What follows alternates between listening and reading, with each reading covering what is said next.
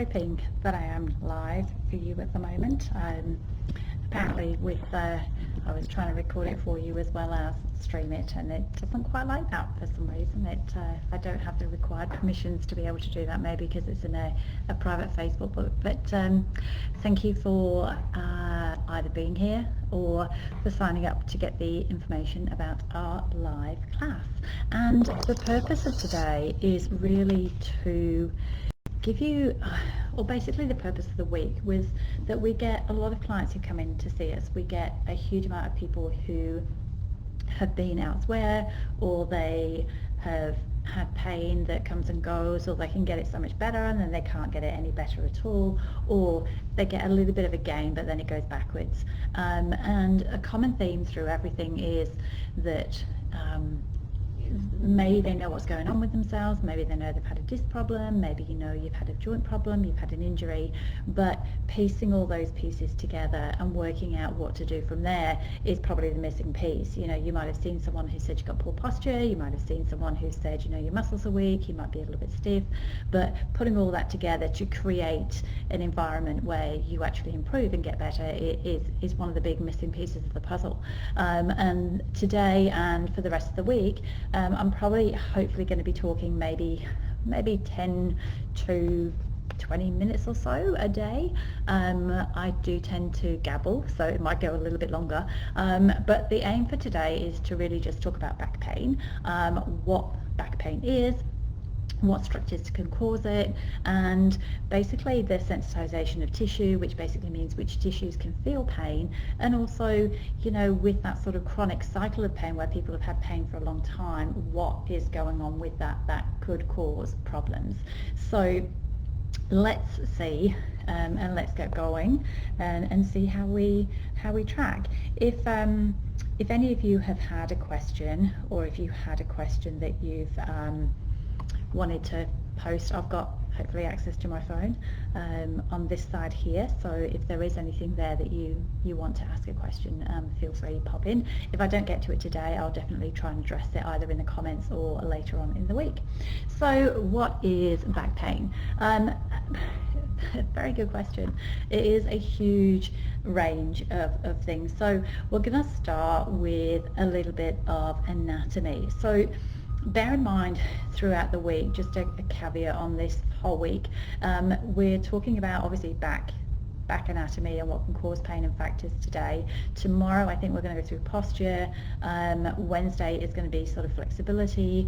The next day is going to be core strength, and then we're sort of going to try and bring all that together for Friday. So what I want you to sort of be aware of is that there's a lot of stuff that you guys as people in pain, or you know, if you know somebody in pain, that there's certain things that can make it worse, there's certain things that can make it better, and if you're aware of those things, then it can obviously then lead to you being able to help yourself a little bit more. So today is really going to start with the groundwork on what is, we all know where our back is, but the difference in terms of how things can happen, how injuries can happen, how, you know, holding yourself in different ways can cause a problem. So I have our spine here. That is me looking at it front on. So from the front on view, you obviously have your spine, which is your big structures of your back. If I put my hands on my hips here, then I'm putting my hands on my hips on the side of the trunk, side of the pelvis here. So if I spin the spine around, you'll see all the spinous processes of the back, and they're the sticky out knobbly bits you see when you're leaning forward. They're basically called spinous processes. So the back anatomy itself, you have 7 vertebrae at the top of the neck that basically attach to your skull with the atlanto-occipital joint, which is basically like a pivot joint which allows the head to move. The vertebrae at the top of the neck are very small. They're allowing you to have a lot of movement and sort of flexibility around, so we can move the head. The next 12 ribs are what we call your thoracic ribs, or thoracic vertebrae. These are where the ribs come off. So movement here is a little bit more restricted. The aim of your thoracic spine is to give you stability and protection for your internal organs. So obviously it protects the heart, the lungs, your stomach, all your sort of soft internal organs are housed here. So relatively speaking, it's a little bit more rigid. It doesn't have quite as much flexibility because its aim is to provide that cage for all your important organs to sit. It also provides a surface for your shoulder to take attachment to. So you've got your shoulder blade, which sits on the back of your rib cage. So your shoulder and your shoulder blade are not directly connected to your spine. The lower vertebra is your lower lumbar vertebra. So we're looking at 5, 4, 3, 2, 1. And then the start of number 12 here is your thoracic vertebra, which move up. So your vertebrae at the bottom, you can see, are a lot bigger. So when we're looking at things here, these take the weight of your upper body. So the actual body of the vertebra compared to the ones above it is a lot bigger. You can see it's a lot stockier in girth. You can see sort of at the back, the attachments here for the spinous processes, they're a lot thicker, they're a lot broader, and basically this is where all your muscles take attachment from. Okay? Between the vertebra, we have what we call our discs. So these are our lumbar discs. Okay? And if you imagine these like just a sort of squidgy, fibrous disc, it allows us to move. So when we jump, we don't want bone on bone, we want a bit of cushioning between that. When we lean side to side, we want to lead a bit of cushioning on that. So the outer third of this is basically quite fibrous. It's basically a protection. It's very strong. Think of it like an outer rim of a wheel. It's very, very strong. It allows us to twist, and the fibers are arranged at 45 degrees in one direction, and the next layer is another 45 degrees. So it allows us to twist and move. And then inside of that, it's got what we call a nucleus, which is a little bit more jelly-like, so that allows us to move and change directions and twist and take impact. So we have our vertebra. Between the vertebra are the discs. The discs sit between the vertebra above and the vertebra below. And between the vertebra above and the vertebra below is what we call a facet joint. So the bottom end of the vertebra above takes attachment to the top end of the vertebra below. And if I turn them around, you can see on the edges here that they have a little bit of movement. So that's the joint here, and it allows us, as we move away, it gaps. As they move towards each other, the joints impact. So when I move away and I side bend, I get a bit of gapping in that joint, and when I move towards it and I side bend towards it, I compress them a little bit. That hole that's created next to that joint is where your spinal nerves come out. So your lumbar nerves come out through here, and they're obviously, your spinal column is well protected between the back here and the front here. Okay, this little red bit here is basically what might happen if you have what we call a disc prolapse. So if you have a little bit of your disc that's inflamed, and discs don't slip, so the whole disc doesn't slip. What happens is a little bit of it might bulge, and it creates an inflammatory response here, and we get some swelling. Or you might have a disc that obviously has sequestrated out, it has had a little bit of a bulge out that's causing an impingement on a nerve, and that's obviously what happens when we get sciatica. So the nerves here, if they are compromised in any way, so if they are compromised where you might have a bit of swelling, you might have irritated them, or you might have had a bit of a disc bulge and it's causing some pressure on this nerve, these nerves are then what cause you pain that tracks down. So similar ones in the neck, if you irritate those, they'll track down maybe above the head or down the arm. In the lower back, they'll track from here either down to the front of the hip or down the leg. So that's what happens when we have things like sciatica. This causes a sort of impingement in here, and basically from that impingement we then get pain that moves down the leg. Alright, so that's a little bit about anatomy. Obviously on top of all this you have your different muscles. At the front you have your big hip flexors. So when we're talking hip flexors, 1, 2, 3, 4, 5, they actually start way up here just under your rib cage, and they come down the front of the spine and they mold around the front of the hip, and they take attachments where they then pull the leg up to hip flexion. Okay, so we have big strap muscles at the front, big strap muscles at the back, and smaller muscles around which cause us to be supported well.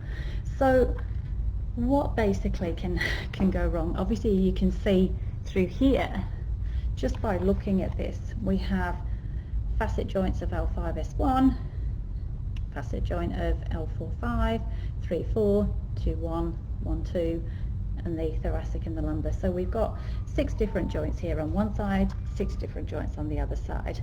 So they are our little tiny joints that are facet joint based. They can feel pain, okay, so they are pain sensitive.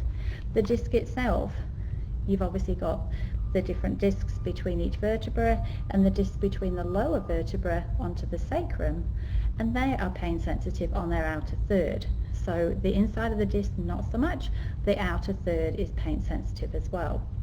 On top of these you've got your nerves, which obviously can feel pain, and then on top of this you've got muscle and ligaments which can feel pain. So if you overstretch something, you'll get that response which is ouch, I've overstretched it.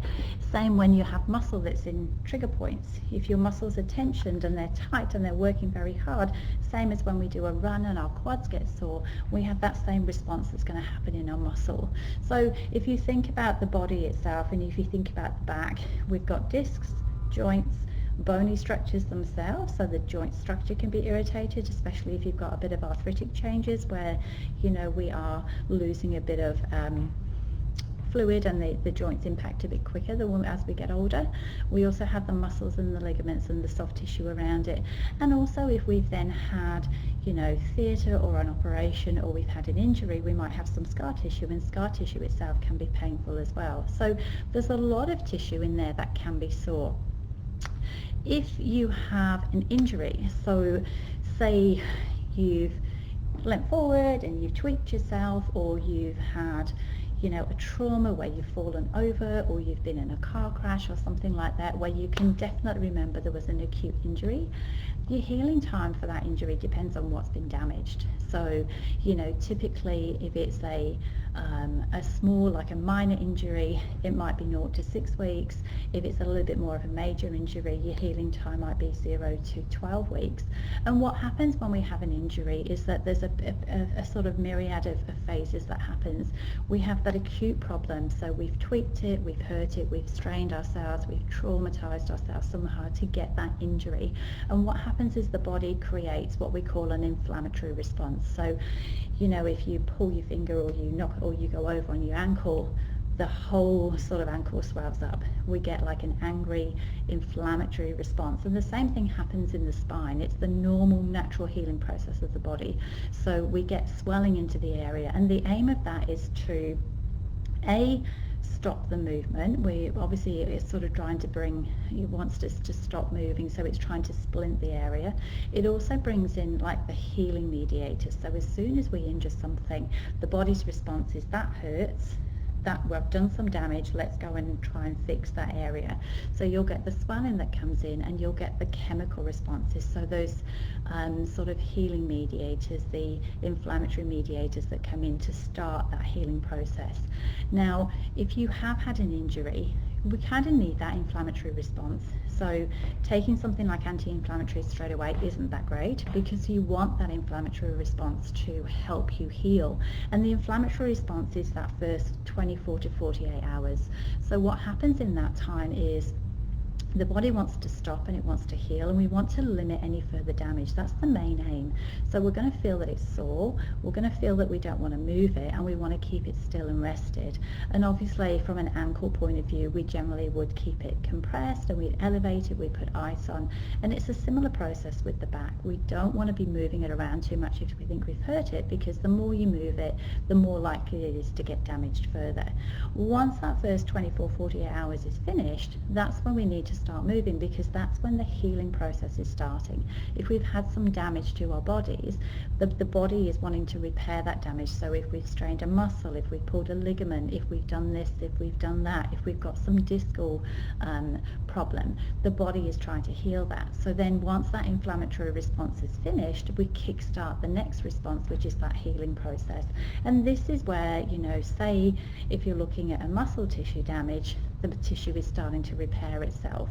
So same as when you damage your ankle ligament, say you've damaged a ligament or a muscle in your back, it's going to start healing and it's going to start regrowing and sort of regenerating tissue in that area.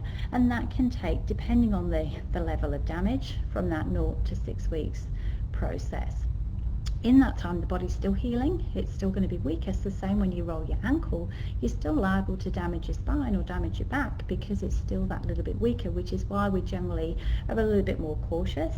And after that sort of healing process is finished, we obviously want to make that stronger. So we still want to exercise, we still want to move, we still want to be doing things, because you don't want to sort of have an ankle, if you liken it to an ankle, that we just put up for 6 weeks, 12 weeks, and then go, yes, the ankle is fine now, it's mended, let's try and use it. We're still walking on that ankle from day 2, day 3. We might be a little bit more cautious. We might have, good shoes on. We might have it strapped. We might use crutches, but we're trying to walk as normally as possible. And the same sort of principles need to apply with the back. We still want to move it within limits of what we can tolerate. We don't want to work into a massive amount of pain, but we do want to make sure that the healing process is continuing. So generally, if we have a problem with the spine, if we hurt ourselves, maybe within 3 months, which is like that whole healing time on the outer aspect of healing, we're going to feel better. And that is generally what happens. People say it hurt for a little while, it got a little bit sore, but 3 months down the track I feel okay and I'm moving. Now, if you haven't rehabilitated your back well, and you haven't been moving, and you haven't kept it, and you haven't kept stretching and doing all the things that are normal for you, what tends to happen is that your back is a little bit weaker, it might be a little bit stiffer, and then it's more prone to injury because it's not the same as it was before. Same like when we have an ankle injury, if we go over on our ankle, you hear people say, look, I went over on my ankle and now I just keep going over on it. It's a weak ankle, it just keeps giving way on me. If I'm on uneven ground, it's dodgy. And it's the same principle in the back. We sort of still need to have that whole rehab setup that comes when we have pain. So you can see from an anatomy point of view, there's a huge amount going on there. You can see from a pain feeling point of view, there's a huge amount of tissue that can feel pain. You can see that if you then injure yourself and have an acute injury, those tissues can be sensitized. And obviously with that acute injury, if you're not looking after it well, it can heal with maybe scar tissue, or it can heal weaker, or it can heal where, you've lost strength and you've lost flexibility. Now, after that 3-month process, if you are trying to go back to sport or activity, or you do something and your back is that sort of weaker, more susceptible to injury, it just means that that area has been damaged, a bit like your weak ankle. If you go on uneven ground, you might think, oh, I just need to be a bit careful here. The back's the same. You will be a bit careful. You might think, oh, it feels a bit weak if I do this. It feels a bit weak if I rotate. And what we're looking at here is the fact that it's just not back to where it was before, especially if you haven't rehabilitated it well. So this is where that sort of chronic cycle of pain comes in, where technically there's nothing there. Technically your injury is healed. Technically your tissues are back to their normal state. There's not an inflammatory process going on. There's not a healing process going on anymore. The remodeling process, so the stress and strain of the tissues, is already also gone, because that's that 0 to 12 weeks time frame. And what we're left with is potentially a weaker back, because muscles that should be strong might not be as strong as they were. Muscles that maybe were quite flexible and you could move well might now be in a little bit of spasm. They might be tighter. So you might have lost flexibility, you might have lost strength, you might have lost function, you might have lost movement, because it's natural, our backs hurt, so we don't want to move. And that might not be a problem for you if you don't do a lot, but it might be a problem for you if you are going to do sport, or if you are in a position where you need to pick kids up all day, or if your job is a little bit more active, or if you suddenly go to move and your body doesn't respond in time, you might think, oh, that hurts my spine. So depending on what has happened and depending on what area has been damaged, this can be a recurring problem. And once your back feels better, and you might think, I hurt my back 6 months ago, I want to go back and keep fit, I want to go back to boot camp, I want to go back to running. And the body's not quite ready. So what tends to happen is we do a little bit and it'll hold, it'll do another little bit and it'll hold, it'll do another little bit and it'll hold, and then you do the next bit and it collapses. So we've lost maybe the strength, we've lost our core strength, we might have lost some flexibility, we might have lost some function, but we might have also lost how to integrate that all together. So again, similar to an ankle, if we're on straight ground it might be okay, we go onto the beach or something that, you know, is a little bit uneven like rocks, and we roll it again. So we know we're not going to go on rocks because that hurts, but we don't quite have that same sort of warning factor with backs. We might just say, look, I don't want to do the hoovering, or I can't lift weights, or, you know, I can't play squash or tennis, but I can do cycling, or I can do swimming, but I can't do breaststroke, but I can do crawl. You'll have little things that you adapt to. So the trick is that really in managing pain and managing back pain is really understanding from and this is from our point of view as therapists, or from our point of view as physios, is really listening to what's gone on, listening to what you're telling us, and listening to, you know, what makes it worse, what makes it better, what's the history, and then putting all that together to work out which bit of that puzzle is missing. Is it the fact that, you know, your posture's poor, so you compress, and if we have a posture that's poor, we're either stressing those joints, so the muscles and the ligaments are getting stretched, or we're squashing those joints, and these joints aren't load-bearing joints.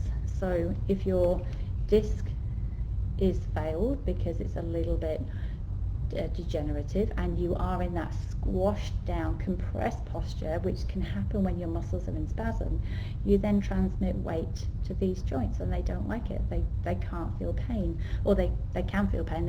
They're not supposed to joint load. So these is when, you know, you're here and you're leaning backwards and you go, oh, I just need to take weight off my joint and lean forward. The other side of it is people are hunched over all the time, so they're constantly on a stretch joint here, and they can't straighten up because the muscles at the front have got tighter. So it's not a one-size-fits-all remedy. It is what happened with your spine, what can you do now, what does it stop you from doing now, what happens when you get pain, is there a pattern to it, is it pain when you try and move, and what we're looking for is, are your muscles weak, does your core work, is your posture poor, is your muscle strong, have your muscles got trigger points, is there lack of movement in you in general? So not only do you hold yourself rigid, but when you move, just everything moves. So are you able to lift your arm up? Or to lift your arm up, do you have to lean back? Are you able to lift the leg up? Or to lift the leg up, do you have to lean back because you've lost the ability to move each bit without help? And that is what we're sort of after when we're looking, and when you need to function with rehabilitating your back or trying to improve your back. So we definitely get a lot of people. I mean, everybody knows now, you know, in their 60s, or, you know, last century now, so showing my age, but you know, people would say, I've hurt my back, I'm going to bed for 2 weeks, and then you'd stay for 2 weeks in bed, and then you'd get up and then you start moving, or you might be 6 weeks in bed and then you start and get up and then you start moving. And now, you know, it's not that way at all. It's maybe rest for 24, 48 hours, and then we need to start moving you because you want to be moving. Same with, you know, leg injuries, same with ankle injuries. You don't keep weight off that ankle unless it's a bad fracture. Now what they want to do is they want to get you loading it, they want to get you moving it, they want to get that stimulus so that the body and the ankle knows, this is where I should be, this is how I should walk, this is where the tissues need to heal in this right line. And if you're not doing that same in the back, you get this mismatch of the tissues are not organized, they don't know how to function and they don't know how to work. And then also, because you're in pain, some of those core muscles switch off. So When we're talking about core muscles, we're talking about the deeper muscles. We're not talking about your big six-pack, which we'd all love to have. We're talking about those muscles that support underneath. And we've got that deep muscle, which is your transversus abdominis, and it runs horizontally. So it basically gives your internal organs a hug and squeezes them in. You've got your diaphragm at the top end, which is obviously under your lungs, and that's a muscle as well. We have your pelvic floor underneath, and at the back we have your thoracolumbar fascia and all the deep muscles, which sort of your little tiny multifidus muscles, which attach through 1 to 2 to 3 vertebrae long. So they support the spine and allow you to move. Now, if your big muscles are moving and the big muscles are supporting you, you get that compression. So what happens is then everything squashes down. So when, again, we're looking at things and people say, but I've been trying to strengthen my core, I know the core work is good and I've been doing all these planks, what you've generally been doing is strengthening those big muscles which are not supposed to support you. What they do is they move you. So we want those smaller muscles. The other thing that we lose is that if you've hurt yourself and you haven't moved very well, you lose your flexibility. So we want you to be able to move well. And then you lose your balance of muscles. So some muscles work hard, some muscles work less hard, some muscles are very weak, some muscles don't function at all. And it's putting all that picture together with your posture, with your biomechanics, that will then improve you and get you better. And the purpose of this week is really, this is like your blast of overview to give you an idea what goes into looking at a spine and what goes into looking at like back pain and how you can improve it. And then during the week we're going to go through specifics like your posture. If your posture is sway, what happens? If your posture is this way, what happens and what tissues can be affected? Same with your flexibility, same with your core strength, and then we'll try and tie all that in together for you. So like I was saying, it's not one size fits all, but you know, at the end of the day, to spend sort of 5 hours talking to you about disc problems versus facet joint problems versus a little bit of degenerative changes versus, you know, a muscle strain and a ligament strain, it doesn't really matter what happened with your back from our point of view 6 months ago, 2 years ago, because that process is gone, that process is finished. If you had a disc problem 5 years ago and you haven't had an acute injury on there, it's maybe not necessarily your disc that's causing the problem now, it's the changes and the posture and the muscles and the soft tissue now around those discs that tends to be the issue. So, you know, you might be 18 and in agony and look like a perfect X-ray, a perfect MRI, everything's got fabulous joint space, but you might be sore and you might not be able to move. And then you might be the other end of the scale where your MRIs and your X-rays look horrendous. You know, you've got very little joint space, it shows a lot of arthritis, but you might be pain-free. So what our job is to put the picture of what you're complaining together with the picture of what do scans show if you've had anything, and does that match what happens when we see what we see in front of you? Do you get sore when you squash those tissues, or do you get sore when you stretch those tissues? If you're squashing those tissues and it hurts, it might be a compression problem or a loading problem where everything is just getting compressed and squashed. If it hurts when you stretch those tissues, it might just be that there's some scarring. It might be that, you know, it feels like it's just tight because it's not moving that well. It might also be that they feel better that way because you are opening that area and that area is a little bit swollen, where when you squash that area it hurts because you're squashing fluid. So it's basically a case of putting all those pieces of the puzzle together. So day one, a little bit about anatomy, a little bit about what joints can feel pain, a little bit about the healing process is what we've gone through, what tissues can feel pain, what can sensitize tissue, how the healing process works. So 0 to 12 weeks is normal healing for most things.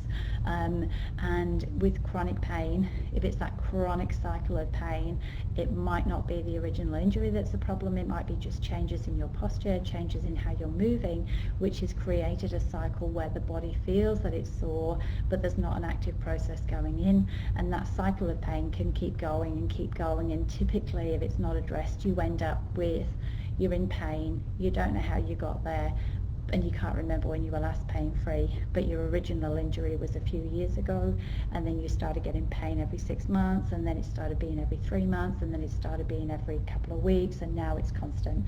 So breaking into that is basically trying to look at what is going on with you now. Is there stiffness? Is there lack of flexibility? Is there weakness? Is it that you're just not moving well? And what do we need to change? So hopefully that gives you a little bit of an insight into back pain itself.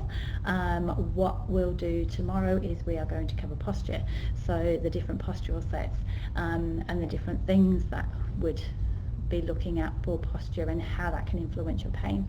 And if you are interested in your own posture, what I generally do with our clients when I bring them in to see me is I will take a picture of them, so front view, side view, back view, and then other side view, so that I can see how they are. For you, obviously it's a little bit artificial, so what you could do is just get a relative or whoever's at home with you or a work colleague to just say, look, I don't really know what my posture's like. Can you take a picture of me when I'm not aware?